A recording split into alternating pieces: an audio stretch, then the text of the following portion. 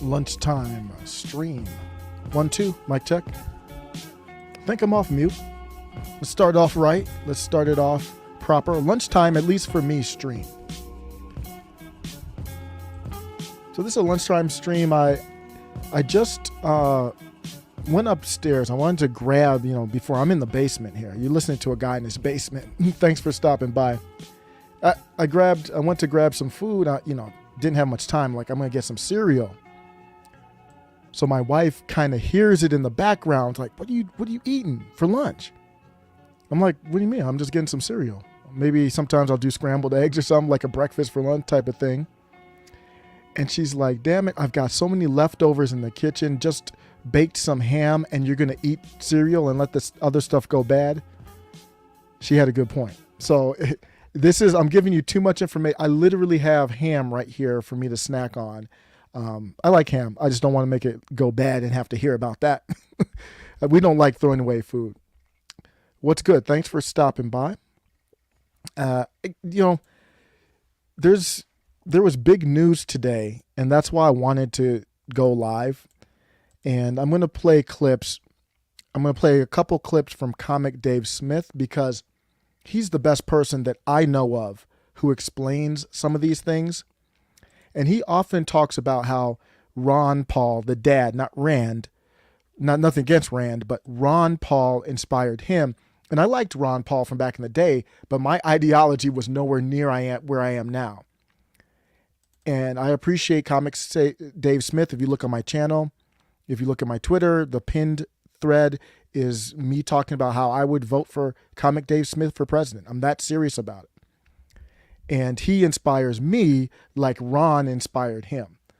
So when I talk about this topic, we're going to talk about the gold standard. We're going to talk about inflation. We're going to talk about the petrodollar or petro yen. I don't know. We'll talk about those things. I'm not an expert here. So as we get started, I want to fully acknowledge that. If I ever sound like, and I have before, I know that for a fact. If I come out sounding like these TikTokers who are out of their lane, talking about things they don't read about, they don't know about. Why is gas so expensive, and why is the United States inflation rate at a 4-time decade high? I had the opportunity to ask the White House why gas down the street is $7, and here's what they said. The obvious reason: we are getting out of a 2-year pandemic. When use goes up, price goes up. So if I ever sound as uninformed like that, you know what that reminded me at before I jump into the topic here? Please go into the chat, visit our Discord, and correct me, and let's have that discussion. The thing that I'm most proud about with the channel really is the interaction. People respectfully, kind of give their opinion and correct where you're wrong or where there's a disagreement. I'll post in the chat, the Discord, or just comment on the video like, hey, I don't know about that one. And that's how I formulate my ideas. I forgot the name of this TikToker. She's a famous, TikToker, but it reminded me of this, the U.S. teen, Miss Teen USA thing from like a few years ago, long time ago at this point.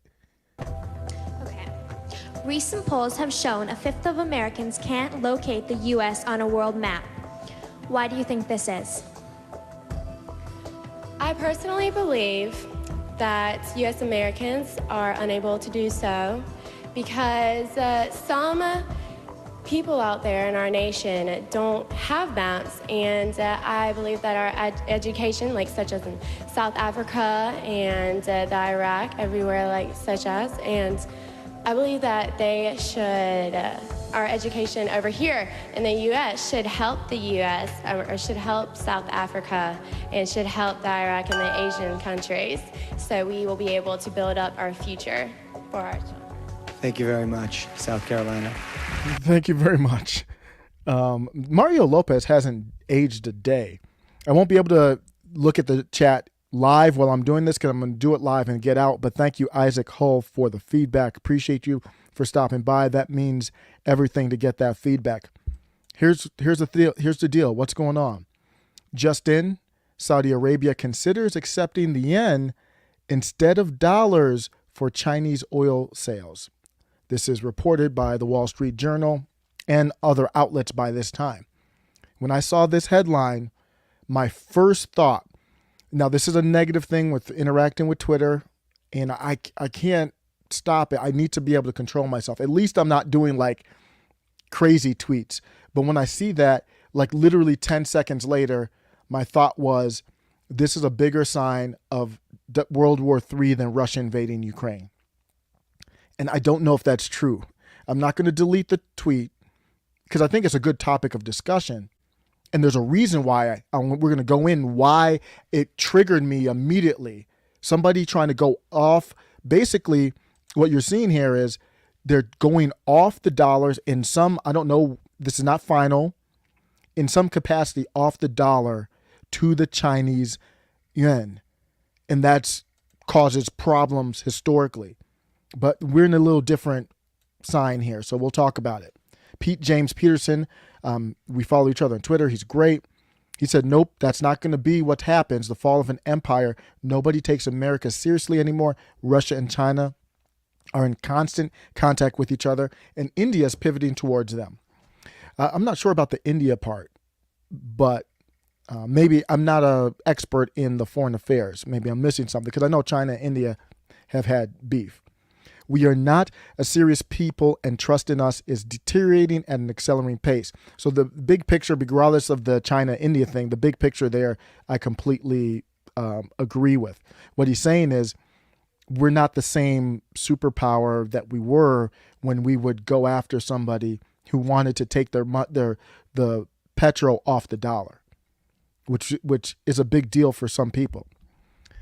So Biden, this is what happens here, and I hate that the government puts us in this position. I want to compare this to the pandemic. This part here says, Joe Biden's hardline stance on Russia has won him widespread plaudits. So what they're saying is, hey, we're not going to buy oil from Russia. So that got him praise is what they're saying. And then now the U.S. is trying to go back to allies to get oil. This is when you make the bad fundamental choice, all of your other choices afterwards are fundamentally bad. And it put me in a tough spot too, because look at the pandemic. The lockdowns were terrible, awful, and I said it at the time. But then after they did the lockdowns, I'm like, I can't do anything about it. They already did at the state level basically, but some federal stuff under Trump. And they locked down and chose winners and losers, these essential workers. So Amazon raked in while your small business is destroyed. And then they did these relief bills. So I said, you got to do the relief bills. What's you got to think about it. What's the consequence of not doing the relief bill? But I was never for the lockdowns in the first place. So I don't know if you would have needed relief, but if you needed relief, it would have been less. The fundamental choice here should be, we shouldn't even be worried about, not worried, but we shouldn't be involved with Russia and Ukraine. Now we get involved with Russia and Ukraine. You can't be involved with Russia and Ukraine and buying Russian oil. So now you make a fundamentally bad decision, and then you make worse decisions after that. That's what that represents to me. And that's where we're at. The leaders of Saudi Arabia and the UAE have not picked up that phone. The article wrote it as have yet to agree to a phone call with the West's most powerful man, Joe Biden, is what they're saying. That's a diplomatic way of saying he's texting them and they're not returning the text. They're calling him and he's leaving voicemails and they're ignoring it. That's a red flag. So now we know why. They're looking at China. They were too busy taking calls with China to talk to Joe Biden, is what the appearance is. So the Saudis, the relationship with the Saudis has been going south. This was, I'm going to play a clip of Comic Dave Smith on with Joe Rogan. You might have seen this. He was fire talking about Yemen. And I like playing these clips because he explains it way better than I can. But this article is from The Guardian, wrote that the U.S., maybe this is true, I'm not saying it's not true, but the Saudis were angry over the U.S. lack of support for their intervention in the Yemen civil war? What else do they want us to do? I know Joe Biden said that he was going to get us out of it, but he never did. I don't know what they want us to do there. But the point is, a relationship with the Saudis is kind of like a frenemy relationship. It's kind of like a dude you know is doing a lot of bad things, but your relationship helps each other out economically. But it's not, I think it's a little bit more than a business relationship. It's like there's some ties with the oligarchs there and people here, kind of like our relationship with Ukraine with some people too. But they were upset that the U.S. withdrew from the Afghanistan war. In the interest of the U.S., that was the right thing to do. But for them, they are mortal enemies with Iran. So in the video, I think yesterday, I was like, or a couple of days ago, I was like, why did we have these U.S. consulates in Iraq? I don't know. Maybe it's because Iraq and Afghanistan surround Iran, and we promised to protect the Saudis, and they want us there. So I'm going to tie this in at the end to why this matters to common people. So I don't want to lose track of that. But let me play a clip of Comic Dave Smith. So we're talking about kind of the Saudi relationship and how that pertains to Yemen and things going on in the world. This was him on with Joe Rogan. The Joe Rogan Experience. Well, let me ask you this. Like being a libertarian and reducing government is what you're really interested in. So if that's the case, what are the things that get drastically reduced? Like besides the obvious ones like military and what are the things that you feel there's egregious misspending or overspending on? Well, I mean, okay, so right. I mean, I know you've said besides that, but I'm still going to just react. Number one is ending all of the wars. I mean, it's been one disaster after another. Millions of innocent people have been killed as a result of the wars in the last 20 years. We have nothing to show for them. Nothing. And so we should end every last one of them. And the biggest one right now is what's going on in Yemen. And there's talks that they're going to escalate that. You talking about Yemen again? Yes. But you were on CE Cup 5 years ago. It's still and literally there, and no one listened to me then. And unfortunately, no one has yet. And now they're talking about escalating it, but it's the worst thing in the world. Explain what's going on. So, all right. So basically, Obama started a war in Yemen. I mean, it was Obama's government working with the Saudis to launch a war against the Houthis in Yemen. And basically the backstory to it is that Obama had the Saudis were pissed off at our government, and they're a big trading partner in ours. But number one, they were against the war in Iraq that George W. Bush started because they kind of were the only ones who saw obviously how this was going to go. And they were like, their big enemy is Iran. And you were like, well, if you overthrow the Sunni minority government in Iraq, obviously the Shiites are going to take power, and then Iran's going to have all of this influence in the region, so you're just empowering our worst enemy, so don't do this. Yeah. But America wanted to do it, Israel wanted to do it, all of the neocons wanted to do it, and so the war ended up happening. And so the war happens, it went exactly that way. It was a gift to Iran. And then Obama came in, and he made the deal with Iran that also really pissed off the Saudis. So Obama said, and you can Google this and you can find it, he said in order to placate the Saudis, he supported their war against the Houthis in Yemen. So we got involved in a war which has turned into a genocide to placate one of the most evil governments in the world, the Saudis. So Obama, that's what Obama, the man who won the Nobel Peace Prize, gave us. Besides, for funding bin Ladenite Islamists in Libya. So this shows the amount of protection the Saudis are expecting from the U.S. in exchange for our business relationship. And Syria and committing literal treason. He should be tried for war crimes and literally spend the rest of his life in a cage for what he did in Yemen. Literally launched a war of genocide to placate the... What Comic Dave is saying is there was no reason for this to even start or launch, or at least for the U.S. to support it. Still going on right now. Saudis. Is that really the only motivation for us getting involved? They're basically that they're a big business partner of ours, and we were pissed off and we were worried about losing that relationship. In this war... So just to be clear on why I'm playing this, did you hear Comic Dave Smith just said they're a big business partner of ours. We went to the lengths of supporting what has become a genocide strictly to support the Saudis, to keep them as a business partner. Remember, the headline of this stream in the article is Saudis going to China potentially to pretty much back their oil with Chinese currency.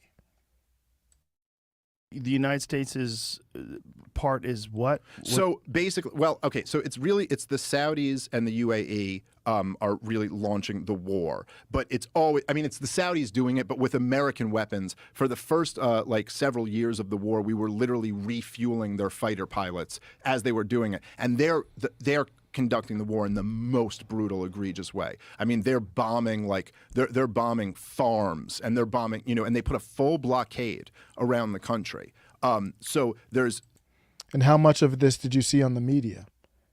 Obviously, you didn't see a lot of this in the media. Joe started out like, "Are you still talking about Yemen?" Yeah, it's still going on. You don't know. Why?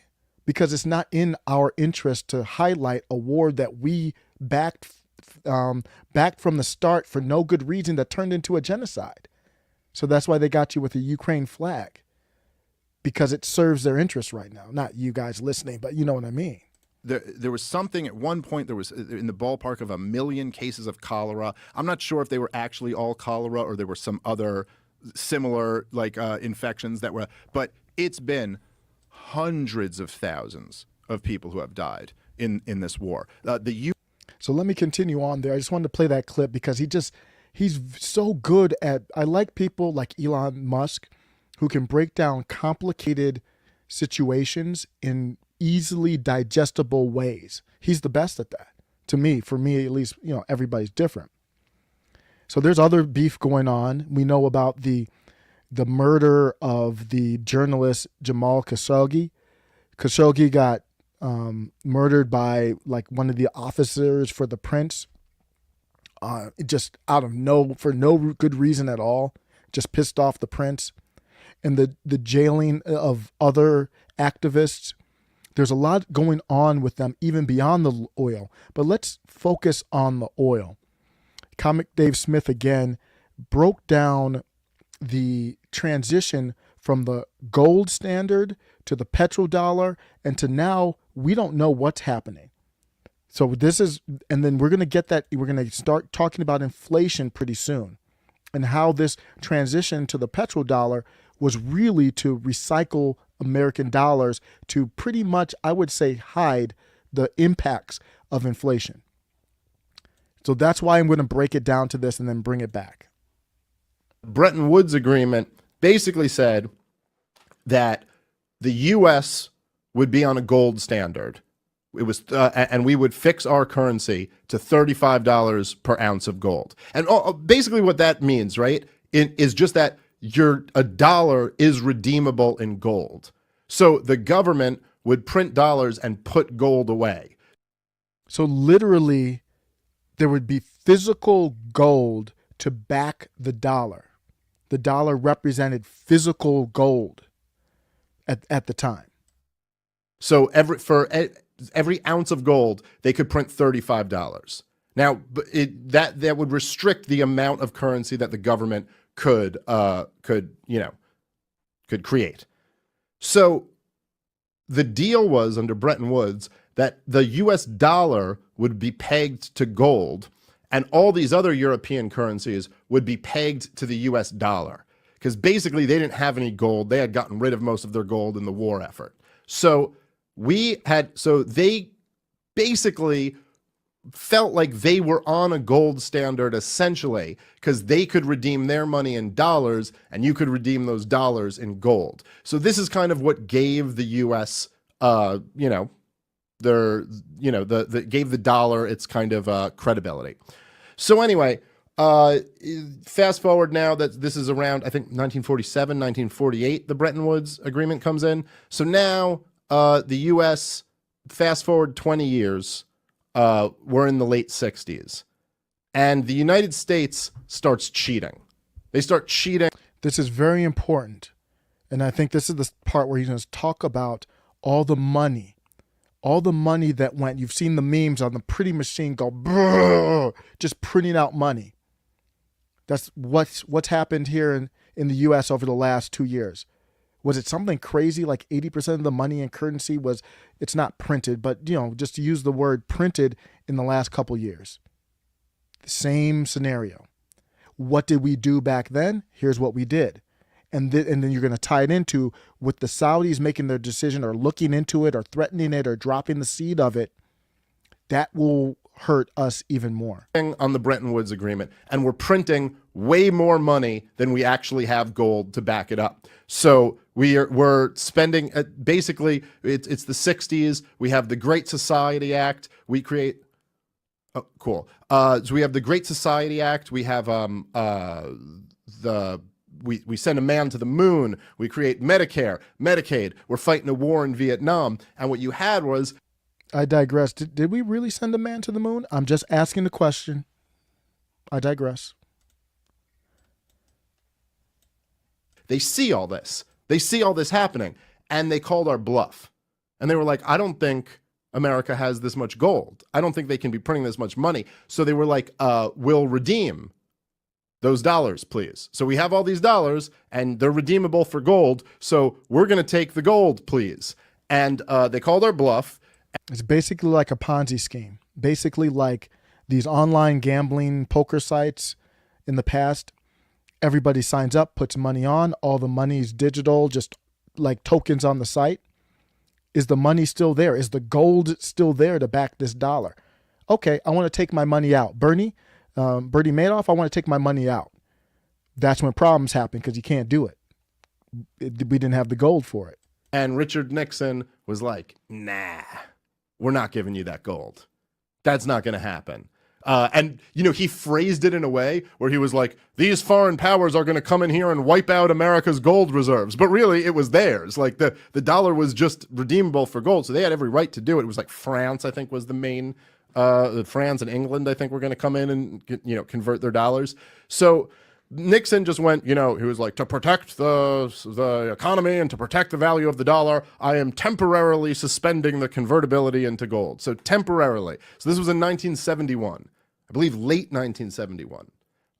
Nixon took us off the gold standard.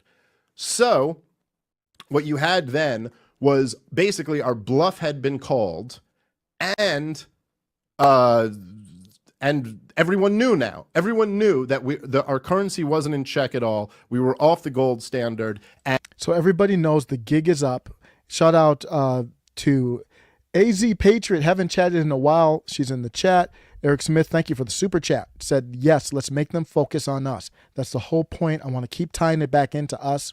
So the point of me doing this is it started out with the dollar being backed by gold. Then the problem with that is it was restrictive. If you want to fight wars, you want to get money. I consider a lot of this stuff money laundering to get money into the hands of defense contractors and whoever else. You can't be backed by it because you can't really print it and you won't have enough. So it was on gold. So now we're going to look at what Nixon did. And what happened then? Inflation happened then. So I want to the tie back in is inflation. But what did Nixon do back then? And there a lot of the stuff from the 60s started leading to the inflation in the 70s, started having real bad problems with inflation. And so this scheme that they came up with, that William Simon came up with, was he went to Saudi Arabia and he made a deal with the Saudi king. And the deal that they made essentially was that the Saudis would exclusively sell their oil for US dollars. So you had all these people. So essentially what happened was we transferred from a gold standard to a petrodollar standard. So you no longer could get gold for your dollars, but if you were holding dollars, you could go get oil with them. And this essentially, which, I mean, you could argue oil by 1974 was a lot more valuable than gold. I mean, you don't actually run an economy on gold. So oil, so basically all these European countries and other people, just people who were holding dollars, like just investors, this kind of calmed them down. Like, they were a little bit pissed off. They were supposed to be able, and also Nixon said temporarily, I'm suspending the gold standard. So they're all kind of waiting like, well, when can we convert these for gold again? And then it was basically like, well, look, you can't convert them for gold, but you can get oil with these dollars. So that's okay, right? And everybody basically went like, okay, that's okay. However, in order to get Saudi Arabia to do that, we basically guaranteed their security. So that's kind of the relationship as far back as I want to go for this discussion with us and the Saudis. So you understand why I would be concerned when I wake up and I see a headline that says, just in, Saudi Arabia considers accepting the yen instead of dollars for Chinese oil sales. So let's look at what's happened in the past. You can go back multiple, these are a couple situations here where you go back to Saddam Hussein.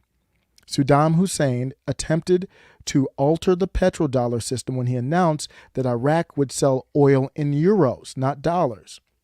Does that sound familiar to what's happening here now? So by February, he had sold 3.3, so he's way further. The Saudis were just dropping the seed. Like, we didn't return your call, and we're thinking about doing this. So I don't know if they're really doing it or just saying, hey, we need you guys to give us more money for Yemen, or we need you guys to get out of the Iran nuclear agreement that they're working on right now. Whatever it is, it looks like leverage. But when someone else has tried to do that in the past, sold 3.3 billion barrels of oil for 26 billion euros, the United States didn't like that. 1 month later, the U.S., aided by the UK, basically NATO-ish, invaded Iraq and overthrew Saddam. It was a month later. It didn't even take a month. Now, let me say this. The moral of it, I don't even know the morals anymore. Like, I don't even know what the morals are anymore. It's just self-preservation. Was that needed to preserve America? What would have happened if we didn't do that? I don't know. So I'm not really making judgment on it. I'm just saying this is what's happened. In the past, somebody tried to get off of the petrodollar. A month later, raided, overthrown. Gaddafi, same type of thing. Gaddafi's was a little bit more personal and complicated because he had actually embraced capitalism. He was investing in Wall Street. I don't know the details of it, but he got played. Or at least in his mind, he got played. Money-wise. So he was like, F y'all. Y'all don't respect me. Y'all think I play games? Y'all think I can't do something on my own? So he tried to do stuff on his own. In Libya, he was attempting to develop a currency. This was after he got played by New York Wall Street, like Goldman Sachs. He was investing in them. I don't know the full details of that, but in his mind, he got played. I got to read more to find out what exactly happened. But he wanted to develop a currency that could compete with the dollar or the euro. So he wanted to do that, and he knew that he was oil rich. So he didn't want to, accept a depreciating currency in exchange for oil and natural gas. And the U.S. had every incentive to assist the rebels in Libya, and bye-bye. So that's why that headline caught my attention. Let's tie it back, and I'm going to end with why does this really matter? Comic Dave Smith talked about the inflation. The same type of thing was happening under Nixon. Same exact thing. And I love how he explains inflation. He goes with there's certain different types of economic philosophies, but my philosophy is inflation is increasing the amount of currency in circulation. What we've been defining it as is pricing going up. That's not really it, because you can hide with other economic pressures. You can hide inflation. The cost, like prices going up, is the consequence of inflation in a vacuum. But you can hide the prices going up, or they go up but don't go up as much as true inflation is. But at some point, you can't hide anymore. It's almost like cleaning up your room. And I used to do this back in the day, putting all your toys, well, I kind of still do that now, put all your toys and clothes under the bed, and then you vacuum, you're like, the room is nice. At some point, you don't have any more room under the bed, though. And you got to take it out. So let's listen to Dave Smith talk about this here. I could listen to Dave Smith all day, for real. what politician has ever, in any serious and consistent way, even brought up the Federal Reserve, even made it like something that they talk about a lot. It seems like there would be no way to justify it not being something that is discussed a lot. Yeah. You know, like no matter what you think, because either way, they're like, whether they're doing a good job or a bad job, their job is incredibly crucial. Nobody could argue that. That's the great thing about money, is that it's kind of complicated and confusing, and they want it that way. They want it to be one of these things where it seems so unapproachable. We just assume, hey, it's on autopilot. It's good. Because we live in this inflationary system. And, you know, like people, again, there's a million problems with measuring inflation by the CPI or by prices in general. The Austrian economists would say that the creation of money and credit is inflation in itself. It's not about prices. It's actually dangerous because you can have asset bubbles that go unrecognized. So I think for the moment where the inflation exists, these are the clothes under the bed. He's talking about the asset bubbles that go unrecognized. They say, look, there's no inflation's not that bad, or there's no inflation. That's what he's talking about. Where the inflation exists, or at least where they were saying a couple of years ago, I don't follow this as much, but they were saying it was on the bank balance sheets, that when the government gave all the money to the banks, they were basically able to cover for all those shit assets that were on the balance sheets. Yeah. And so that's where the inflation is, which means that once they start really, I guess, unloading those assets or loaning more, then boom, you just have inflation in the economy. That your grandmother will be like, oh, you know, when I was a kid. This was a side note, but I kept it in here just because I never thought of it this way. He's going to talk about why do we assume that inflation everything has to get more expensive every year because of inflation? Like that's automatic. Like that has to happen. Kid, a hot dog cost a nickel, and now a hot dog costs $3 or whatever. You just go, well, yeah, that's how an economy works, right? I mean, that's how things work. They get more expensive over time. And we all just take that as a given, and no one really ever, like, scrutinizes that. Well, why is that? Why should things cost more in 2019 than they did in 1957? And Bishop, yes, I agree completely with you. Bishop, thank you for stopping by. As usual, friend of show. And your buying power goes down as prices increase. It's the invisible tax. So what does the government do? They either tax you outright, they either print more money, which is an invisible tax, a delay, or they borrow money, which is basically just a delay on you paying a tax in the future. It's all the same. So you'll hear other economists and Comic Dave Smith talk about it. Spending is where you really need to look at. So when I look at Marjorie Taylor Greene and she talks about it, at least she talks about it. Because he just said there, not many people talk about it. Marjorie Taylor Greene openly talks about it and openly disagrees with President Trump on this. She said it on Tim Pool's show. She says it all, whenever somebody questions her on it. She's like, Donald Trump spended like crazy. She's like, I'm for Trump, but I disagreed with him there. So yes, Bishop, thank you for that. And here's the end. Here's the end piece. The petrodollar is important. Why is it important to us? AZ Patriot, thank you. Thank you as always for your support with the super sticker. Drop the 20. That's not cheap. I listen to a lot of Eric July. He says that a lot. It's not cheap. Definitely appreciate it. And she didn't even do a comment. I'll hopefully talk to you later. But the petrodollar also this is why it ties into us. It is a way for them to recycle dollars and to put non-inflationary pressures on the market. It's basically like, let's take the clothes under my bed and I'll put it under somebody else's bed. So that's the importance of the dollar. They call it petrodollar recycling. The petrodollar system also creates surpluses of U.S. dollar reserves for oil-producing countries, which need to be recycled. These surplus dollars are spent on domestic consumption, lent abroad to meet the balance of payments of developing nations, and then basically it comes back to us. These recycled dollars are used to purchase U.S. securities like Treasury bills, which creates liquidity in the financial markets, keeps interest rates low, and promotes non-inflationary growth. So that's how you can hide the inflation, because You can recycle it with the petrodollar. So when you see the Saudis looking like they're also saying indirectly to us American citizens, forget about Joe Biden. They're saying to us, like you think, basically the Saudis are saying to us, you think inflation is bad now? We're still on your dollar. This is a threat to us. American, forget about Joe Biden, forget about DC. The Saudis are basically sending a message to anyone in America who will listen. That's why I wanted to take my lunchtime to do this live. They're saying, you think you're pulling a lot out of your wallet now? Wait until we do this. So somebody needs to sound the alarm. I don't know what the right answer is. I'm not going to pretend to. I do know that this is a threat to you and I, though. And it's not even just about buying a loaf of bread or bacon or something like that anymore.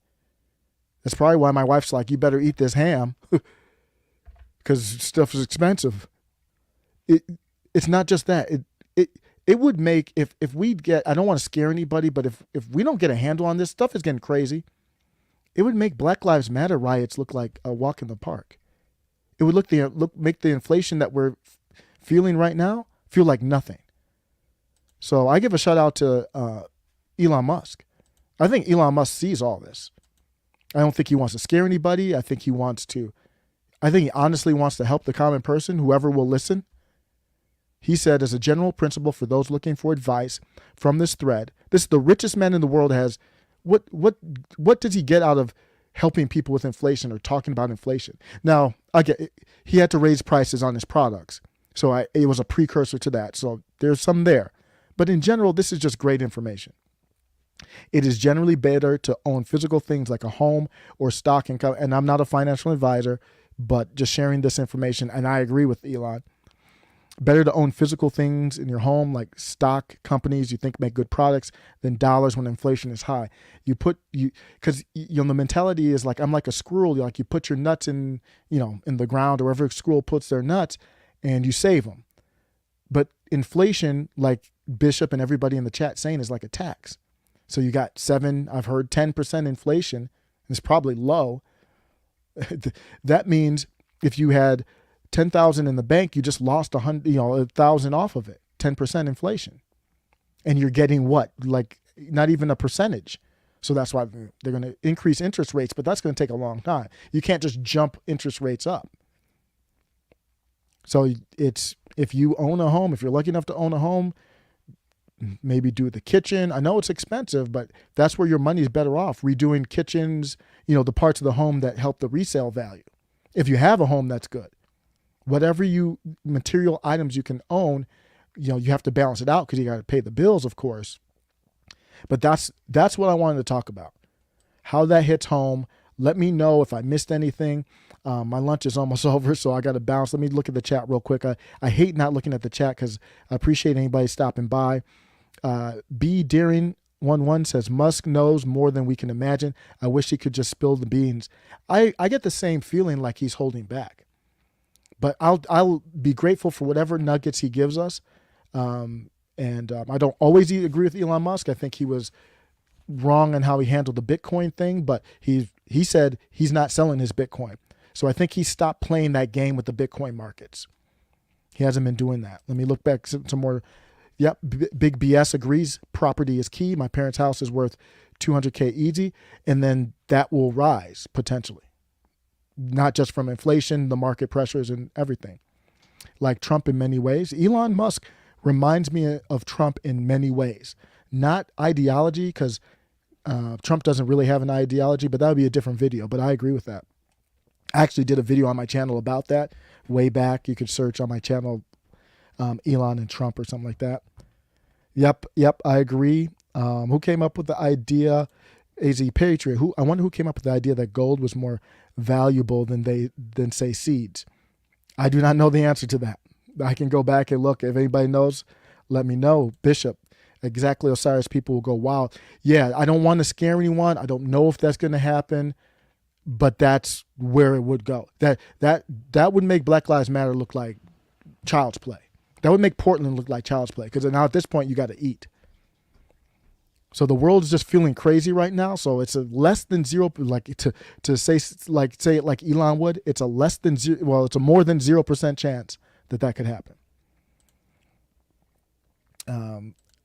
So yeah, okay, great. Well, thanks a lot, everybody, for stopping by. Appreciate it, and take care. I am out. I will put a link to my Clips channel in here as well. If you want to see that, it will be in the chat.